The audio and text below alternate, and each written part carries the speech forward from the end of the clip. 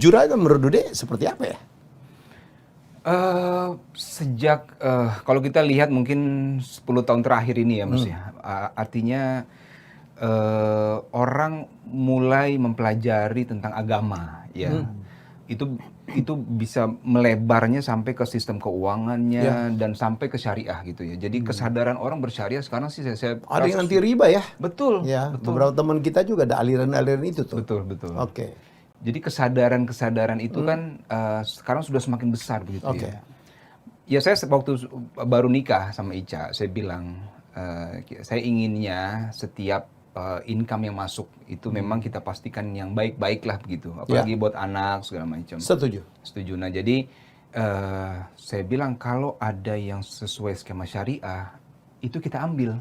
Karena itu buat saya jauh lebih tenang lah insya Allah. Nah jadi ketika bertemu dengan dana syariah, saya lihat ini sepertinya satu hal yang bagus, keinginan saya juga, kemudian skemanya juga pas dengan dana syariah gitu ya, dan kita menjadi pendana pun saya merasa sangat nyaman, karena selain kita menempatkan dana, tapi imbal hasil itu kayak gaji tiap bulan aja gitu Mas, jadi dapatnya kan. Nah, Imbal hasil. Imbal hasilnya begitu. Ya, bukan bunga ya. Iya bukan, ya jadi imbal hasilnya. Dan kalau saya berkaca lagi melihat misalnya anak-anak muda sekarang itu semangat mereka dengan syariah itu sudah cukup tinggi, saya melihatnya seperti itu. Jadi kehadiran dana syariah ini insya Allah sih kalau saya lihat bisa menyambut ke semangatnya mereka itu ya, dengan skema apalagi gampang lewat aplikasi, tinggal download aja di App Store, di Google gitu ya, dan itu bisa langsung aja kayak orang belanja online gitu kan.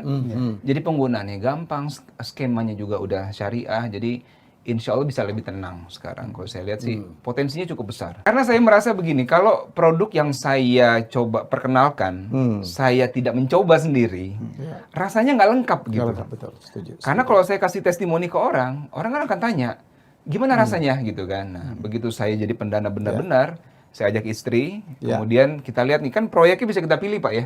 Kita mau proyek yang mana kita danai.